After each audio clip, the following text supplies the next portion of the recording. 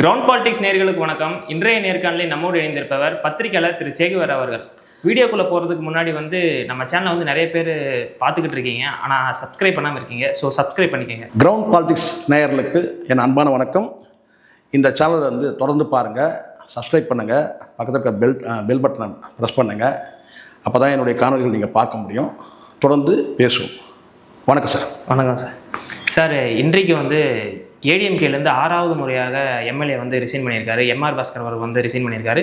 இன்னும் கூடிய சீக்கிரத்தில் டிவிகேல ஜாயின் பண்ண போகிறதாவும் நியூஸ் வருது. ஸோ தொடர்ச்சியாக ஏடிஎம்கே எம்எல்ஏக்கள் ரிசைன் பண்ணிக்கிட்டே இருக்காங்க. ஸோ எப்படி சார், நான் ஷார்ட்டாக சொல்கிறேன் சார். தேர்ந்தெடுக்கப்பட்ட மக்கள் பிரதிநிதி அவங்க இந்த ரிசைன் பண்ணாங்கன்னா, அது எந்த கட்சியாக இருக்கட்டும், அவங்க அந்த ரிசைன் பண்ணாங்கன்னா அதுக்கான காரணம் ஒன்று தான் இருக்கணும். என்னென்னா, என்னால் மருத்துவ காரணங்களால் என்னால் செயல்பட முடியல, அதனால் என்னுடைய பதவி நான் ராஜினாமா பண்ணுறேன் அப்படின்னு தான் சொல்லணும். ஒரே ஒரு ரீசன், மருத்துவ காரணங்களுக்காக என்னால் ஆக்டிவாக என்னால் செயல்பட முடியாது, அதனால் நான் ராஜினாமா பண்ணுறேன். அரசியலேருந்தே விலகிடணும். அதே சமயத்தில் அதை சொல்லும் போதே அரசியலேருந்து விலகிடணும். அதுதான் சார் சரி. அதை கடந்து நீங்கள் வேறு என்ன காரணத்துக்காக நீங்கள் சொன்னாலும் கூட அது நீங்கள் எனக்கு ஒரு மன உளைச்சல் இருக்குது, என் குடும்பத்தில் கஷ்டங்கள் இருக்குது, அதனால் நான் பதவியை ராஜினாமா பண்ணுறேன் சொன்னாலும் கூட தப்பு. ஒரே ஒரு காரணம், மருத்துவ காரணங்களுக்கால் என்னால் செயல்பட முடியல, அதனால் மக்களுக்கான பணி என்னால் செய்ய முடியல, அதனால் நான் ராஜினாமா பண்ணுறேன். அது ஒரு காரணம் மட்டும்தான் சரியான காரணம். மீது என்ன காரணம் இருந்தாலும் பார்த்திங்கன்னா அது மக்களுக்கு இழைக்கப்படும் துரோகம். ஒரே வார்த்தை முடிங்க. மக்களுக்கு எதிரான செயல் அது. வாக்களித்த மக்களை ஏமாற்றும் செயல், மக்களுக்கு செய்யக்கூடிய துரோகம் அது. இப்போது வைகோ அவர்கள் கூட என்ன பேசினார் அப்படின்னா, எங்களோட 2 எம்எல்ஏக்களும் வெக்கங்கட்டத்தனமாக இல்லை அதை சொல்கிறதுக்கு.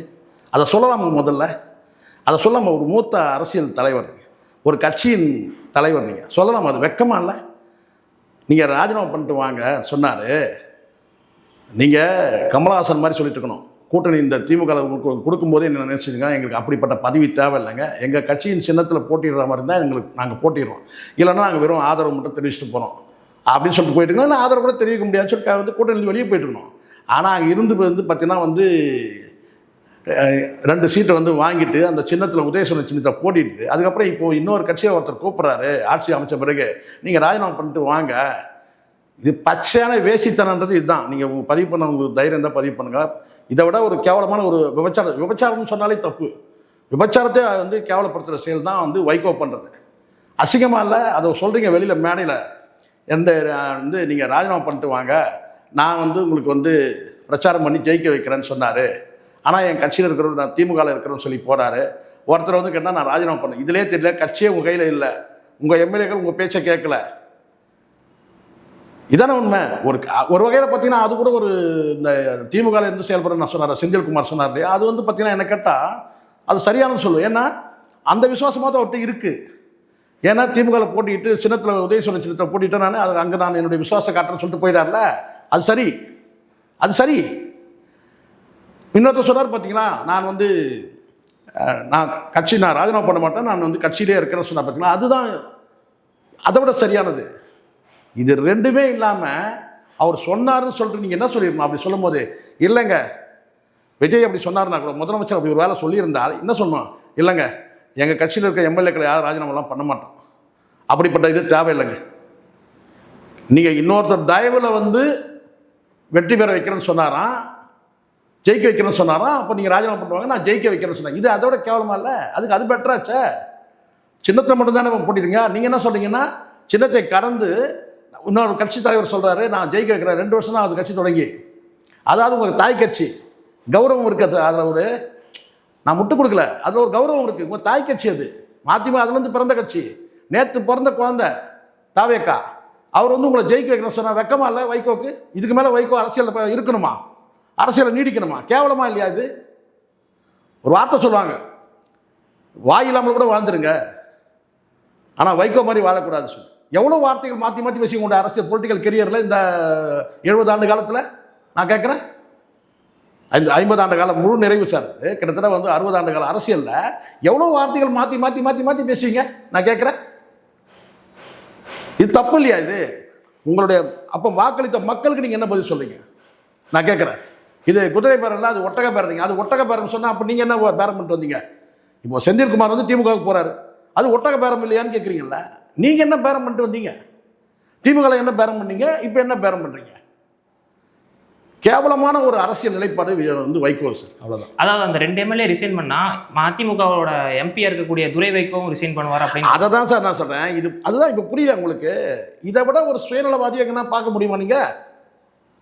2 எம்எல்ஏ ராஜினாமா பண்ணும்போது இதே பண்ணணும்ல சார். நீங்கள் என்ன கேட்டால் முதல்ல இதை பண்ணணும். முதல்ல துரை வைகோ வந்து ராஜினாமா பண்ணணும். அதுக்கப்புறம் நீங்கள் சொல்லுங்கள். ஏன்னா இதுனா 6 மாதம் இடைத்தேர்தல் வரும், மீண்டும் எம்எல்ஏ ஆகிடலாம். ஆனால் இதுனா வந்து இன்னும் 3 வருஷம் இருக்குது, 2009 வரைக்கும் இருக்குது இல்லையா? இன்னும் 2 வருஷம் இருக்குது ஃபுல்லாக. இப்போ பாருங்கள் எப்படி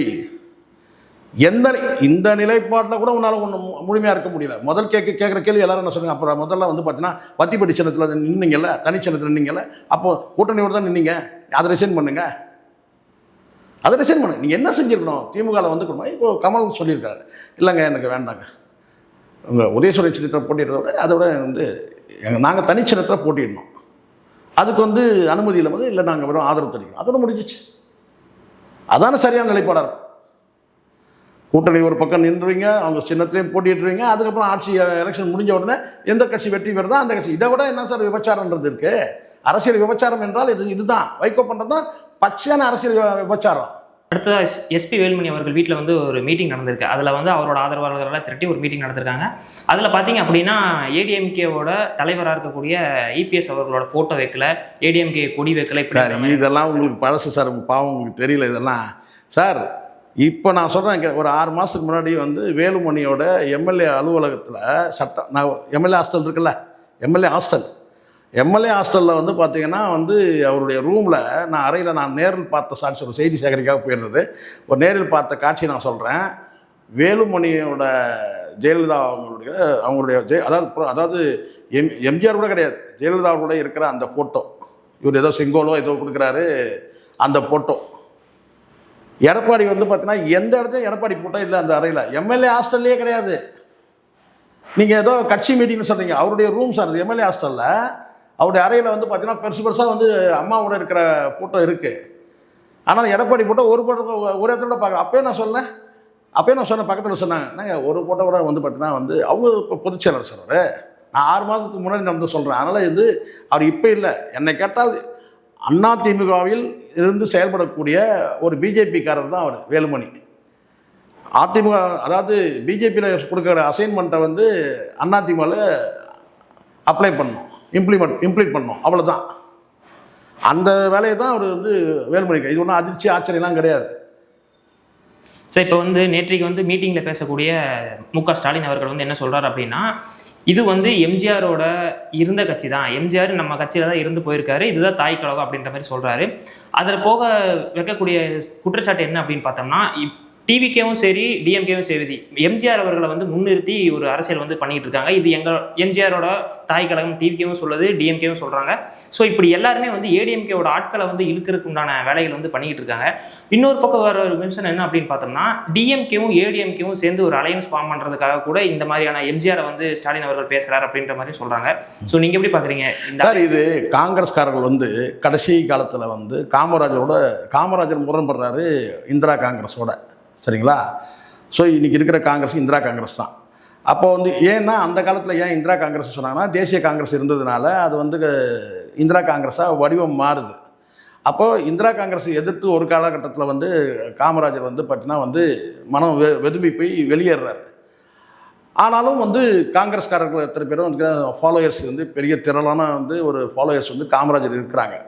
அதனால் இன்றைய தினம் இருக்கிற ஒரு காங்கிரஸ்காரர் கூட வந்து பார்த்தீங்கன்னா, நீங்கள் ராகுல் காந்தியை சொன்னால் ஓட்டு கிடையாது தமிழ்நாட்டில், இந்திரா காந்தியை சொன்னால், ராஜீவ் காந்தியை சொன்னால் ஓட்டு கிடையாது, சோனியா காந்தி சொன்னால் ஓட்டு கிடையாது, ராஜீவ் காந்தியை சொன்னால் ஓட்டு கிடையாது, இந்திரா காந்தி சொன்னாலும் ஓட்டு கிடையாது.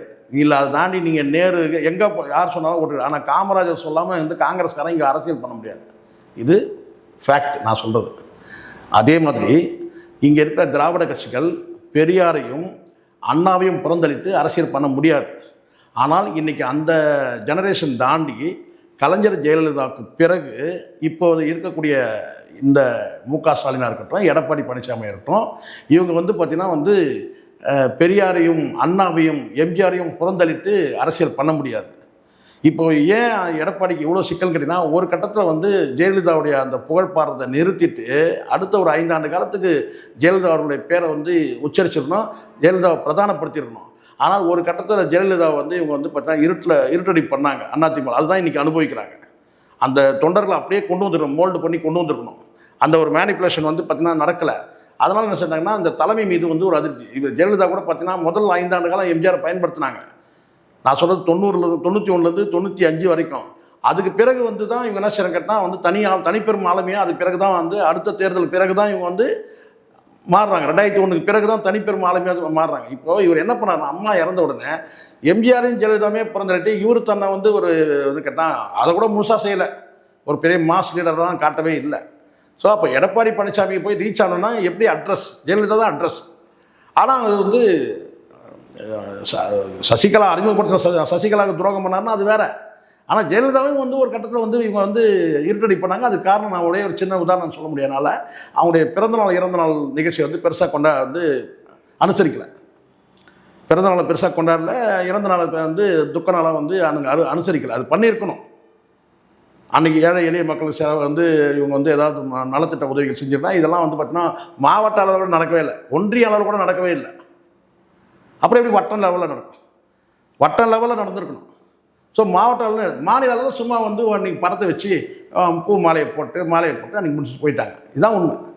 ஸோ அதனால் இன்றைய காலகட்டத்தில் வந்து பார்த்திங்கன்னா இவங்க வந்து அதிமுகவை சார்ந்தவங்க வந்து ஜெயலலிதா வரைக்கும் நீங்கள் வந்து சொன்னால் தான் ஓட்டு உங்களுக்கு கிடையாது. இன்றைக்கி திமுக வந்து பார்த்திங்கன்னா வேறு வழி கிடையாது. என்ன தான் வந்து கலைஞர் எம்ஜிஆரை வந்து விமர்சனம் இருந்தாலும் எம்ஜிஆர் ஆனால் அவங்க இந்த வரம்போடு இருந்துச்சு அந்த விமர்சனங்கள்லாம், சரிங்களா? ஆனாலும் வந்து ஒரு என்ன சொல்ல, இப்போ ஒரு வார்த்தை சொல்கிறார் இல்லையா, எம்ஜிஆரே சொன்னார் எனக்கு தலைவர் வந்து கலைஞர் தான் சொன்னார் அப்படின்னு சொன்னாங்க. ஆனாலும் ஒரு மூத்த தலைவர்கள்லாம் வந்து அன்னைக்கு இருந்த மூத்த தலைவர்கள் அதிமுக இருந்த மூத்த தலைவர்கள்லாம் வந்து திமுகலேருந்து வெளியேறி வந்து எம்ஜிஆரை பின்பற்றினால் கூட அவங்களாம் கடுமையான விமர்சனம் பண்ணியிருக்கிறாங்க கலைஞரை. ஸோ விமர்சனங்கள் அப்போ இருந்தது. ஆனால் இன்றைக்கு உள்ள இந்த ஜெனரேஷன் நான் சொல்கிறது கிட்டத்தட்ட கலைஞருக்கு பிறகு வரக்கூடிய ஜெனரேஷன், அதுக்கு பிறகு வர உதயநிதி அந்த இப்போ கிட்டத்தட்ட இது வந்து முக ஸ்டாலின் அவர்கள் இருந்தால் கூட இது உதயநிதி ஜெனரேஷன் தான். அப்போ வந்து பார்த்தீங்கன்னா இங்கே வந்து நீங்கள் எம்ஜிஆரை விமர்சனம் பண்ணிங்கன்னா வாய்ப்பு கிடையாது, எம்ஜிஆர் விமர்சனம் பண்ண முடியாது. அப்போ எம்ஜிஆர் சொன்ன நல்ல வார்த்தையை சொல்லி தான் நீங்கள் வந்து இங்கே பிரச்சாரம் பண்ணணும். இது தேர்தலுக்கான ஒரு உத்தி தான்.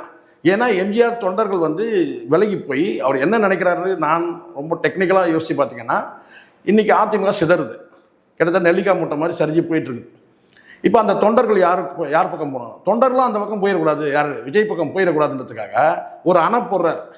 என்ன சொல்கிறேன்னா, எம்ஜிஆர் வந்து ஆதரித்த கட்சி தான் திமுக, கலைஞரை வந்து ஒரு தலைவராக ஏற்றுக்கிட்டாரு, நீங்களும் வந்து பார்த்தீங்கன்னா அப்படி விலைக்கு போயிடாதீங்க, இங்கே எங்ககிட்ட வாங்க அப்படின்னு சொல்லி கூப்பிட்றதுடைய விளைவு தான் இது. இன்றைக்கி எம்எல்ஏக்கள் மட்டும்தான் போகிறாங்க சார். ஆனால் எம்எல்ஏக்கள் போகும்போது எம்எல்ஏக்கள் கூட இருக்கிற நபர்கள் வந்து தொண்டர்கள் நிலையில் போகலன்னா கூட இந்த வட்டம் பகுதி பொறுப்பு இவனுங்கெல்லாம் கூட சேர்ந்து போகிறதுக்கான வாய்ப்பு இருக்குது. சார் நம்ம வந்து விஜய் பாஸ்கரோட போயிடலாம், போனோம்னா நமக்கு எதிர்காலத்தில் நமக்கு வந்து இங்கே உள்ளாட்சி தேர்தல் சீட்டு கிடைக்கலாம். ஸோ அந்த கணக்கு வச்சு அப்போ இவர் முக ஸ்டாலின் என்ன பண்ணுறாருன்னா, அதிமுகவில் இருக்கிற அந்த 2ஆம் கட்ட 3ஆம் கட்ட நிர்வாகிகள்லாம் நீங்கள் இந்த பக்கம் வாங்கன்னு சொல்லி ஒரு அறைகோளுக்கு தான் இது மறைமுகமாக சொல்கிறது. எம்ஜிஆர் வந்து கலைஞரை தலைவராக ஏற்றிட்டார். எம்ஜிஆர் பண்ண விமர்சனங்களும் இருக்குது. அது ஏன் ஸ்பெசிஃபிக்காக வருது அப்படின்னா, ஏன்னா பெரும்பாலும் வந்து ஸ்டாலின் அவர்கள் பேசக்கூடிய எல்லா மேடையிலும் என்ன சொல்கிறார் அப்படின்னா, இந்த ஆட்சி வந்து தாக்கு பிடிக்காது, இன்னும் ஒரு சில மாதங்களில் வந்து கவிழ்றதுக்கான வாய்ப்பு இருக்குது அப்படின்ற மாதிரி சொல்கிறாங்க. ஸோ அது பாசிபிள் ஆகணும்னா வந்து ஏடிஎம்கே கூட அலையன்ஸ் அந்த இது ஃபார்ம் ஆனாதான் உண்டு. ஸோ அதனால் வந்து எம்ஜிஆரை கையில் எடுக்கிறாரா ஸ்டாலின்? அப்படி நம்ம வந்து நீங்கள் சொல்கிறது முழுமையாக சொல்ல முடியாது, முழுமையாக. ஆனால் இது ஒரு வகையான உத்தி தான். நம்ம வந்து இப்போ வெற்றின்ற இலக்கு வச்சு நகரணும் சார். இப்போ வந்து கட்சிகள் செதறுது சார். இங்கே அரசியல் தட்பவெப்பம் வந்து பார்த்தீங்கன்னா அப்படியே ஒரு சுழற்சி மாதிரி இருக்குது.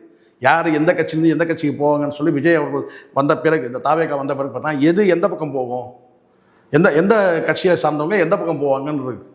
இப்போ இந்த இடத்துல வந்து இது வரைக்கும் ஒரு எம்எல்ஏவோ ஒரு நிர்வாகி யாரும் வந்து தாவேகா பக்கம் போகலை. ஒன்று விலகக்கூடிய அந்த அதிமுகலேருந்து விலகக்கூடிய எம்எல்ஏக்கள் வந்து டிவிகேக்கு நோக்கி நகர்றாங்கன்னா அடுத்தது நம்புகிறாங்க, அங்கே இருக்கிற வந்து ஒரு கல்ட்டு ஒரு ஆளுமையை நம்புகிறாங்க. என்னென்னா நம்ம மீண்டும் நமக்கு சீட்டு கொடுப்பாங்க, நம்ம மீண்டும் வந்து வெற்றி பெற முடியும்னு நம்புகிறாங்க. ஆனால் எப்படி சொல்ல முடியும்? இப்போ நான் கேட்குற சொல்கிறேன், அது எப்படி உறுதியாக சொல்ல முடியும்? இப்போது கரூரில் ஒரு எம்எல்ஏ கூட கிடையாது. யாருக்கு? டிவிகேக்கு. அங்கே இருக்கிற அந்த மதிவாணன் கூட மாவட்ட நிர்வாகி கூட பார்த்தீங்கன்னா வந்து 15,000 ஓட்டு வித்தியாசத்தில் தோத்துட்டாரு. கரூரில் சம்பவம் என்னென்ன சம்பவம் நடந்து உங்களுக்கு தெரியும். இப்போ அங்கே இருக்கிற அந்த தோல்விக்கு காரணம் வந்து விஜயபாஸ்கர்னு ஒரு காரணம், பிரதான காரணம் வச்சுங்க. இப்போ அந்த விஜயபாஸ்கர் என்ன, எம்ஆர் விஜயபாஸ்கர் என்ன நினைக்கிறாருன்னா, நம்ம வந்து ராஜினாமா பண்ணிட்டு இப்போ வந்து டிவிக்கில் போய் இணைஞ்சோம்னா மீண்டும் நம்ம சீட்டு பெற்றோம்னா, சீட்டு வழங்கப்பட்டால் நம்ம ஜெயிச்சிடலாம்னு நினைக்கிறாரு. ஏன்னா அதிமுக சார்பு. ஆனால் இப்போ இந்த எம்ஆர் விஜயபாஸ்கர் வந்து வெளியே போயிட்டார். அந்த இடத்துல வந்து எடப்பாடி பழனிசாமி வந்து ஒரு நபரை வந்து நியமனம் பண்ணுவார் கண்டிப்பாக. அந்த அதிமுக அடுத்த கட்ட யாராவது இருப்பாங்க, அவர் அதான் பண்ணிட்டு இருக்கிறார். யாரெல்லாம் வெளியே போகிறாங்களோ உடனே அந்த இடத்துல ஒரு ஆளை போட்டுறாரு. அந்த விஜயபாஸ்கருக்காக அங்கே வாக்கு விழுந்ததா, அதிமுக வாக்கு விழுந்துச்சு. கடந்த தேர்தலில் தோல்வி, அதாவது வெற்றி அடைஞ்சால் கூட அந்த வெற்றி என்பது எம்ஆர் விஜயபாஸ்கர் பெற்ற வெற்றி என்பது அது வந்து எம்ஆர் விஜயபாஸ்கருக்கா இல்லை அதிமுக கட்சிக்கா? அதிமுக கட்சிக்கு இருக்கு. ஆனால் தனி செல்வாக்கு இருக்கு. தனி செல்வாக்குன்னு கொஞ்சம் அதை தான் அவர் நம்புறாரு. அந்த எம்எல்ஏ என்ன நினைக்கிறேன்னா, நம்மளோட தனி செல்வாக்கும், ஏன்னா இன் பிட்வீன் 15,000 லீடு தான் நினைக்கிறேன் அந்த அந்த டிஃப்ரென்ஸு. அப்போ என்ன, அப்போ இந்த இடத்துல நம்ம வந்து, ஆனால் அங்கே இருக்கிற அந்த மதிவாணன் என்ற நபர் வந்து ஏற்கனவே அங்கே செயல்பட்டவர், அவருடைய மனநிலை எப்படி இருக்குன்னு பாருங்கள். இந்த மாதிரி நபர்களை புதுசாக வந்து சேர்க்கும் போது அவங்க வந்து டம்மியாயிரும். ஸோ அதனால் இது வந்து இந்த எம்எல்ஏக்கள் போய் சேர்றதை வச்சு நம்ம வந்து எப்படின்னு சொல்ல முடியாது. இப்போ இருக்கிற தொண்டர்கள் மனநிலை எப்படி இருக்குன்னு பாருங்கள். அதிமுக தொண்டர்கள் வந்து ஒருபோதும் ஏற்றுக்க மாட்டாங்க சார். ஒரு நம்ம கட்சியிலேருந்து வேறு இன்னொரு கட்சிக்கு போனால் கூட ஒருபோது அதை முழுமையாக ஏற்றுக்க மாட்டாங்க. விஜயபாஸ்கர் ஆதரவாளர்கள் யாராவது இருந்தாங்கன்னா அவங்க போகலாம். அவங்க விஜயபாஸ்கர் இப்போ என்னென்னா அடுத்து எம்எல்ஏ ஆகிறதுக்கான வாய்ப்பு இருக்குது. அதே சமயத்தில் எம்எல்ஏ ஆனால் மினிஸ்டர் ஆகிடலான்ற எண்ணம் இருக்குது. அதுதான் முக்கியமானதுங்க. ஏன் எம்எல்ஏ பதவி ராஜினாமா பண்ணிட்டு மறுபடியும் எம்எல்ஏ தானே சார் ஆக போகிறாங்கன்னு நீங்கள் கேட்பீங்கல்ல, எல்லாரும் கேட்பாங்கல்ல, என்ன சார் மறுபடியும் அவர் எம்எல்ஏ தானே ஆக போகிறாங்க. எம்எல்ஏ ஆனால் அமைச்சர் ஆகலான்ற ஒரு எண்ணம் இருக்குது. அது வந்து இவங்க டேஸ்ட்டை காமிச்சிட்டாங்க. அது வந்து கடந்த செங்கோட்டையனை வந்து காட்டாங்க. இப்போ வந்து எப்படி இந்த ஆட்சிக்கு வந்து நமக்கு வந்து ராஜினாமா பண்ணோம்னா, மீண்டும் நம்ம தேர்தலில் நின்று ஜெயிச்சோம்னா எப்படி நம்ம அமைச்சர் பதவி உறுதி. இந்த 4 ஆண்டு காலத்துக்குள்ளே ஒரு அமைச்சர் பதவி வாங்கிடலாம். இன்னும் எப்படி பார்த்தோன்னா ஒரு 3 மாதத்துக்குள்ளே எலெக்ஷன் நடந்து முடிஞ்சிச்சுன்னா நம்ம அமைச்சர் தான். அப்படி இலக்கு வச்சு தான் சார் இவங்க போகிறாங்க. ஆனால் காலம் எப்படி மாறுதுன்னு சொல்ல முடியாது சூழ்நிலை. அங்கே மீண்டும் வந்து அதிமுகவும் தோற்று, டிவிகே சார்பில் இந்த இவர் தோற்று, அதிமுக புதுசாக கேண்டிடேட் போட்டாங்க அவங்களும் தோற்று, திமுக வெற்றி பெற்றா சொல்ல முடியாதுல்ல. ஏன்னா நாளுக்கு நாள் வந்து இங்கே வந்து பார்த்திங்கன்னா அந்த விஜயோட அந்த ஆளுமை என்பதும் அரசு நிர்வாகத்தின் மீதும் குறைகள் இருக்குல்ல, அதுக்கான வாக்குகள் இருக்குல்ல, அது எப்படி நம்ம சொல்ல முடியும்? அவர் நம்புகிறாரு, முதலமைச்சர் நம்புகிறார். என்னன்னு கேட்டால், நம்ம ஒரு பெரிய கல்ட்டு, நமக்கு பெரிய மாசு இருக்குது, நம்மளை பார்த்து வாக்களிச்சிருவாங்க. அப்படி வாக்களிச்சிருந்தா ஏன் இந்த விஜயபாஸ்கர் ஜெயிக்கிறாரு இல்லை? இன்னும் அதுவும் குறிப்பாக கரூர்னா உங்களுக்கு தெரியும் நினைக்கிறேன். என்னை கேட்டால் அந்த கரூர் மக்கள் வந்து எம்ஆர் விஜயபாஸ்கருடைய அந்த நடவடிக்கையை விரும்ப மாட்டாங்கன்னு நான் நினைக்கிறேன். அதிமுக தொண்டர்கள் மட்டும் கிடையாது, அங்கே இருக்கிற மக்களும் விரும்ப மாட்டாங்க. ஏன்னா கரூரில் மிகப்பெரிய துயரம் நடந்திருக்குல்ல. இன்னைக்கு பார்க்க போகிறதா சொல்லியிருக்காரு விஜய் அவர்கள், இறந்து போனவங்களோட குடும்பத்தில் இருக்காங்க பார்க்குறது. ஆனால் எப்போ இதுவே லேட்டு தானே சார். இவர் ரிசைன் பண்ணுறாரு, இவர் அதுதான் நான் சொல்கிறேன், இதுவே லேட்டு தானே. எப்போ சந்திச்சிருக்கணும்ல, இப்போ சந்திச்சாருன்னு சந்தோஷப்படலாம், ரைட், ஓகே, பரவாயில்லப்பா இப்போயாவது சந்திச்சிங்களே அப்படின்ற மாதிரி. இப்போ அடுத்ததான் வந்து டிஎம்கேவோட முன்னாள் அமைச்சர்கள் மீது வந்து ஏகப்பட்ட ஊழல் புகார்கள் வந்து குறிப்பிட்டு ரைடு இந்த மாதிரிலாம் செய்கிறாங்க. இது வந்து ஆளுங்கட்சி தரப்பு, அதாவது எதிர்கட்சி தரப்பு ஸ்டாலின் அவர்கள் என்ன சொல்கிறார் அப்படின்னா, இது வந்து அரசியல் பழிவாங்கும் நோக்கம் அப்படின்ற மாதிரி சொல்கிறாங்க. ஸோ இந்த மாதிரி நிறைய ரைடு கடந்த காலத்தில் நான் சொல்கிறேன் சார், கடந்த காலத்தில் சரி, அதுக்காக யார் மீதும் வழக்கு தொடுத்து நடவடிக்கையை வந்து எடுக்காமல் போயிட்டாங்களா? அது ஜெயலலிதா உதாரணம். சொத்து குவிப்பு வழக்கில் வந்து பார்த்தீங்கன்னா ஜெயலலிதா தண்டிக்கப்பட்டாங்க. அதுக்காக வந்து ஊழல் வழக்கு வந்து தொடுக்கிற ஊழல் வழக்கு அத்தனையுமே ஃபேக்கு, சும்மா வந்து அரசியல் பழிவாங்க நடவடிக்கை அப்படின்னு சொல்லிட முடியாது. அது பழிவாங்க நடவடிக்கையாக இருந்தால் கூட நீதிமன்றத்துக்கு உள்நோக்கம் என்ன? இப்போ தண்டிக்கிற அளவுக்கு வழக்கு தொடுக்கிறது பழிவாங்க நடவடிக்கைன்னு சொல்கிறீங்க. கடந்த காலத்தில் நீதிமன்றம் தண்டிக்கப்பட்டிருக்க. இப்போ ஜெயலலிதா மீது வந்து திமுக வந்து வழக்கு தொடுத்துருங்க சொத்து குவிப்பு வழக்கு, அது பழிவாங்க நடவடிக்கையா சொல்லுங்கள். அதே மாதிரி இப்போது செந்தில் பாலாஜி இருக்கட்டும், பொன்முடி இருக்கட்டும், இவங்க மேலாம் வந்து வழக்கு தொடுக்கப்பட்டிருந்துச்சு கடந்த காலத்தில். அதுவும் பழிவாங்க நடவடிக்கை சொல்லிட முடியுமா? அப்படி கிடையாது. இங்கே வழக்கு தொடுக்கப்பட்டால் அது பழிவாங்க நடக்குது. ஊழல் செய்திருந்தால் அது வந்து நீதிமன்றத்தை விசாரணைக்கு போகுது, தண்டிக்கிற இடத்துல இவங்க தான் சொல்லுங்கள். ஆனால் வழக்கு தொடுத்தாலே வந்து பழிவாங்க நடவடிக்கைலாம் சொன்னால் அது அதீதமானது.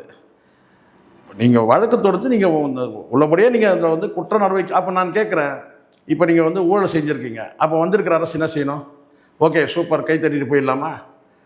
நிர்வாகத்தில் நடவடிக்கை எடுக்க தான் செய்வாங்க. கடந்த காலத்தில் நீங்கள் நடவடிக்கை சில நடவடிக்கை எடுத்தீங்க, எடப்பாடி பழனிசாமி அரசில் வந்து பார்த்தீங்கன்னா இவங்க எந்த நடவடிக்கையும் எடுக்கல. அதுவும் குறிப்பாக அந்த நாசர்னு ஒருத்தர் இருந்தார்ல, ஒரு அமைச்சர் இருக்கார்ல, அவர் என்ன சொன்னார்னா, ராஜேந்திர பாலாஜி மீது பால்கோவா சாப்பிட்ட வழக்கு கூட ஃபைல் அப்படியே வந்து முக ஸ்டாலின் டேபிள்லேயே இருக்குதுன்னு சொன்னார். முன்னாள் ஆவின் அமைச்சர், முன்னாள் அந்த பால்வளத்துறை அமைச்சர் ஊழல் பண்ணிட்டாருன்னு சொல்லிட்டு சொன்னது யாருன்னா நாசர் சொன்னார். அந்த கோப்புகள் அப்படியே வந்து முதலமைச்சர் டேபிள் மேலேயே இருக்குதுன்னு சொல்லிட்டு ஏன் நடவடிக்கை எடுக்கல? அவங்களுக்குள்ள ஒரு அண்டர்ஸ்டாண்டிங் இருக்குது. ஆனால் கலைஞருக்கும் ஜெயலலிதா ஆட்சியில் வந்து அண்டர்ஸ்டாண்டிங் இல்லை. அதனால் இந்த சைட்லேயே வழக்கு போட்டாங்க, அந்த சைட்லேயும் வழக்கு போட்டாங்க, ஒரு நடந்துச்சு. ஆனால் இவங்ககிட்ட வந்து பார்த்தீங்கன்னா எடப்பாடி, அதனால் அந்த எடப்பாடியோட வீழ்ச்சிக்கு காரணம் கிட்டத்தட்ட அதுதான். இந்த ரெண்டு கட்சியோட வீழ்ச்சி காரணம்னா அந்த உண்மையாக வந்து என்ன பண்ணணுமோ அதை செய்யலை, எந்த நடவடிக்கை எடுக்கவே கிடையாது. அது கொடநாடு வழக்காக இருக்கட்டும், எந்த வழக்காக இருந்தாலும் வந்து பார்த்தீங்கன்னா நடவடிக்கை எடுக்கவே இல்லை. சும்மா கண் துடைப்பாக இவங்க என்ன செஞ்சாங்கன்னா வெறும் குற்றச்சாட்டோட நகர்ந்து போனாங்க. அதுதான் இவங்களுக்குள்ள ஒரு அண்டர்ஸ்டாண்டிங் இருக்கு. கேட்டால் நீங்கள் ஏன் இந்த டிவிக்கு அரசு இன்னைக்கு வந்து இந்த அளவுக்கு வளர்ந்ததுக்கான அதுவும் ஒரு காரணம். எடப்பாடி பழனிசாமிக்கும் முக ஸ்டாலினுக்கும் வந்து ஒரு இன்டர்னலாக வந்து ஒரு லிங்க் இருக்குங்க. அதனால தான் நடவடிக்கை எடுக்கலை. நீங்கள் ஊழல் செஞ்சீங்க, நாங்கள் நடவடிக்கை இல்லை, எங்கள் ஆட்சியில் நீங்கள் எந்த ஊழல் பண்ணாலும் நீங்கள் நடவடிக்கை எடுக்காதீங்க, அப்படி தான் அண்டர்ஸ்டாண்டிங்க. அதனால் வந்து இப்போ டிவிக்கு அரசு வந்து பார்த்திங்கன்னா நடவடிக்கை எடுக்குதுன்னு சொன்னால் அது வந்து முக ஸ்டாலின் வந்து இது பழிவாங்க நடவடிக்கைன்னு சொன்னால் அப்போ நடவடிக்கை எடுக்க விட்டுலாமா? ஊழல் பண்ணால் நடவடிக்கை எடுப்பாங்க. அது நீங்கள் பழிவாங்க நடவடிக்கை அப்படி தான் சொல்லுவாங்க, வேறு வழி நான் சொல்லுவாங்க. அது பழிவாங்க நடவடிக்கையாக இல்லையானது நீதிமன்றம் போகும்போது தெரியும்.